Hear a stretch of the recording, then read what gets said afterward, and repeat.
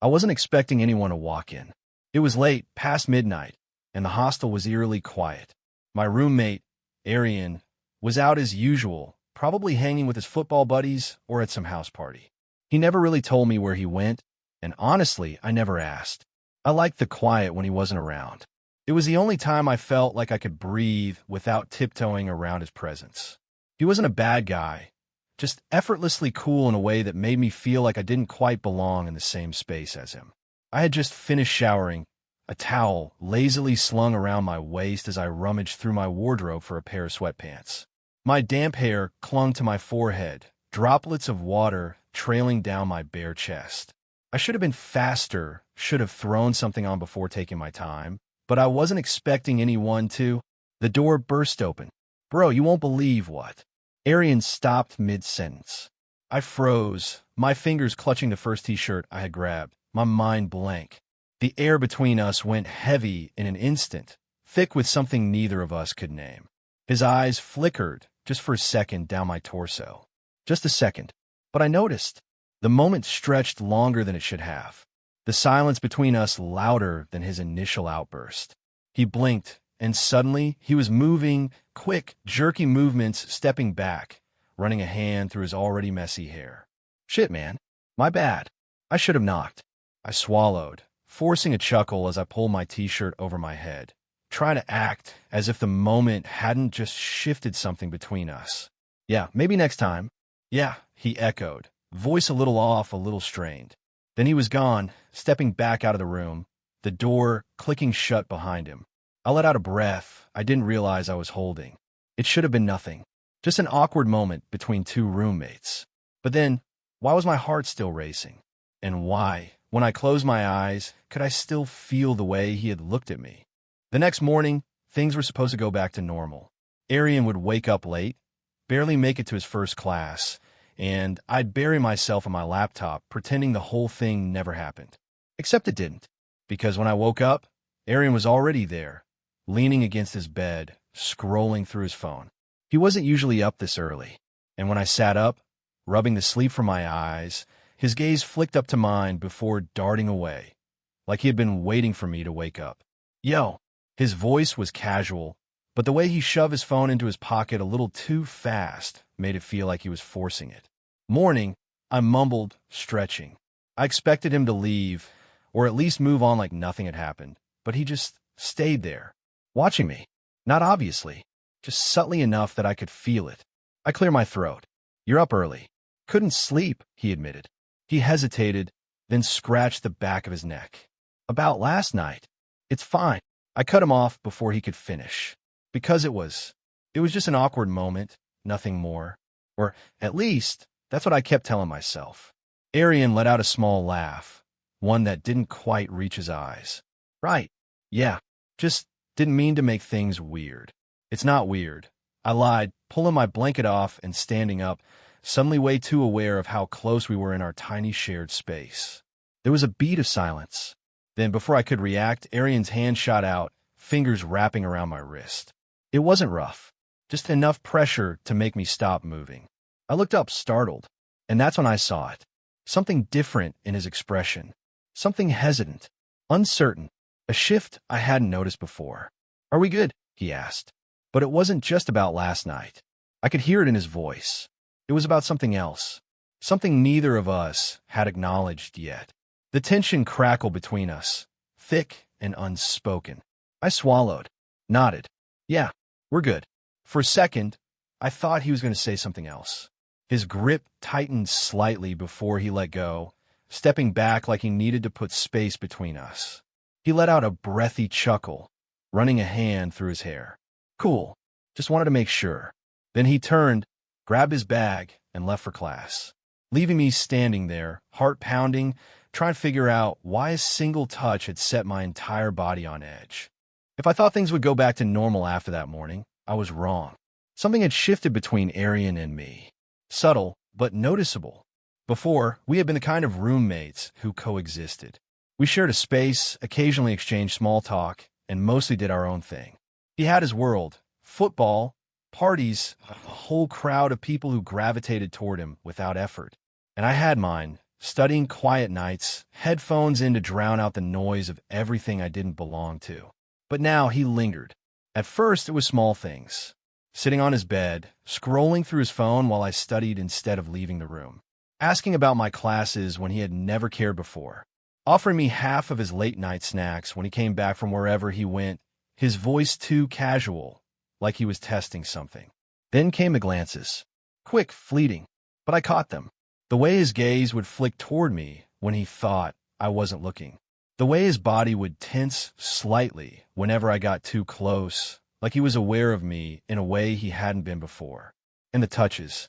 Accidental at first. Or at least, that's what I told myself. Brushing past each other in the tiny dorm room.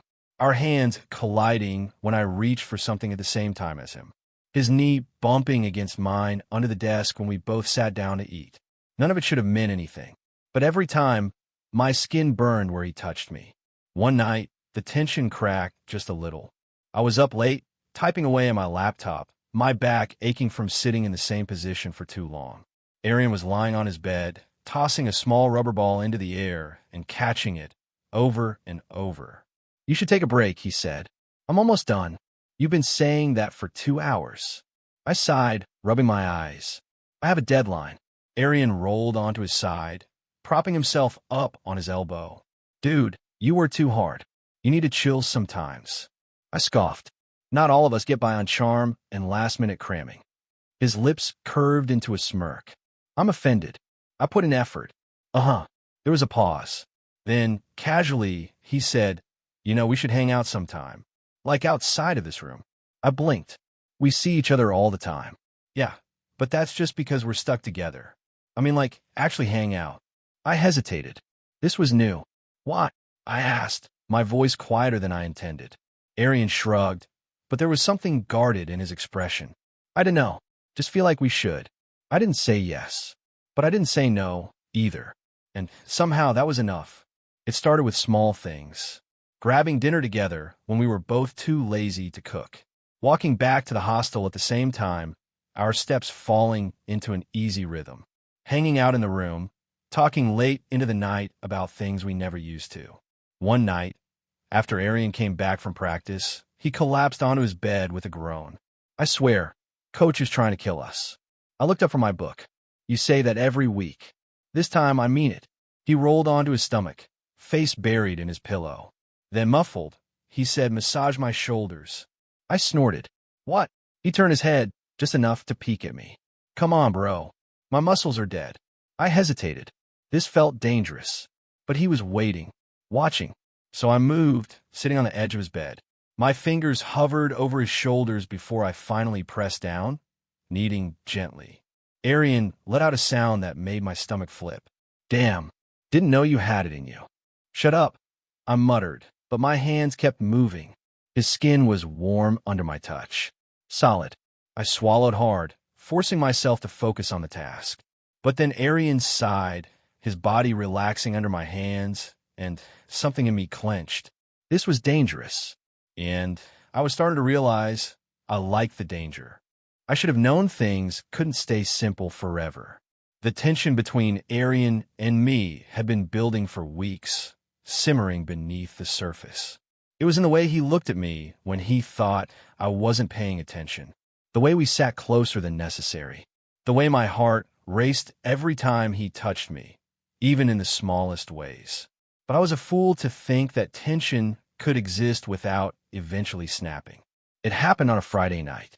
Aryan had dragged me to a small gathering in another dorm. One of those casual hostel parties that weren't wild enough to get shut down, but still loud enough to feel overwhelming. I didn't want to go, but he had insisted.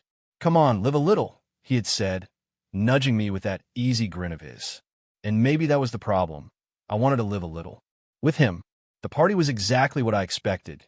Dim lights, cheap music, people drinking and laughing too loudly. Aryan fit in effortlessly, slipping into conversations, making everyone feel like they were the center of the world. And I was out of place. I lingered near the back, nursing a soda while I watched him. He had this way of pulling people toward him, as if he belonged to them all at once. But every now and then, his gaze would flick to me, like I was the only one in the room. Then it happened. A girl, Ria, I think, laughed too loudly at something Aryan said. She leaned in too close, resting a hand on his arm. He didn't push her away. Why would he? He was straight. Wasn't he? I shouldn't have cared. I had no right to. But something twisted inside me, something ugly and jealous. I turned sharply and left. By the time I reached our room, my head was a mess of thoughts I didn't want to face. Maybe I had misread everything. Maybe I was an idiot for thinking that Aryan's touches meant something. That the way he looked at me, lingered near me, wanted me close, it was all in my head. The door swung open behind me. I didn't turn, but I knew it was him. Dude, what the hell? Aryan's voice was sharp, but underneath, it was confusion. Maybe even hurt. You just disappeared. I busied myself with my laptop, pretending to be unfazed. Didn't feel like staying. Aryan stepped further into the room. Okay, but you could have told me instead of just vanishing. I forced a shrug. Didn't think you'd notice. You seemed busy. He was silent for a moment. Then, softer, is that what this is about? I exhaled sharply, slamming my laptop shut. Forget it, Aryan. No, his voice was firm now. Talk to me. I turned then, meeting his gaze. There was something raw in his expression, something hesitant but desperate. I don't know what we're doing, I admitted, my voice quiet but strained. I don't know what you want from me, and I don't know why. I stopped myself before the words spilled out. Aryan's jaw clenched. He took a step forward, close enough that I could see the slight tremor in his hands. You think I don't feel it too? His voice was barely above a whisper. My heart pounded. Then what are we doing? He exhaled shakily, running a hand through his hair. I don't know. And that was the problem. Because I did. For the next few days, things between Aryan and me were different. Not tense exactly, but cautious, like we were standing at the edge of something neither of us knew how to name. He didn't mention that night again, and I was too much of a coward to bring it up. Instead, we fell into a strange in-between. Still close, still gravitating toward each other, but never daring to cross the line we both knew was there. Until everything cracked wide open. It happened late one evening.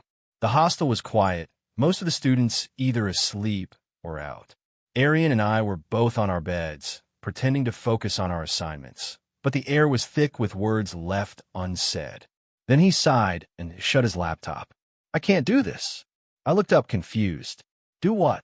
This, he gestured vaguely between us, frustration in his voice. Act like nothing's changed. I swallowed hard. Has it? He let out a humorless laugh. You tell me. I had no answer to that.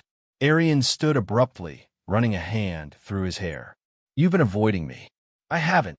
You have. He interrupted, eyes sharp. And I don't blame you. Because I'm a mess. I don't know what I'm doing. I don't know how to handle this. Handle what? I wanted to ask. I wanted him to say it. To admit that whatever was between us wasn't just in my head. Instead, I whispered, Then why are you here? His expression softened, something vulnerable flashing across his face. Because I don't want to be anywhere else. My breath hitched. He took a step closer, then another. I should have moved back, should have put distance between us before I did something reckless.